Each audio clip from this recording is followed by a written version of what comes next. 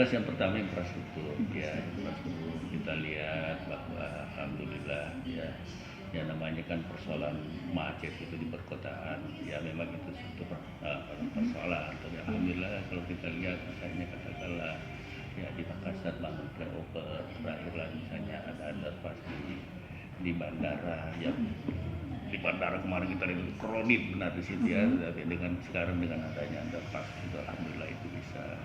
teratasi ya. Itu. Kemudian yang satu juga artinya terobosannya ya, tapi walaupun itu sudah lewat kemarin misalnya kan Wali kata pertama yang yang punya program kesehatan gratis, pendidikan gratis itu kan luar biasa, bahkan nyaman sekali ketika itu orang bawa KTP aja siapapun misalnya asal mau kelas 3 aman. Walaupun terakhirnya misalnya harus terintegrasi dengan BPJS, tetapi itu kan awalnya dari beliau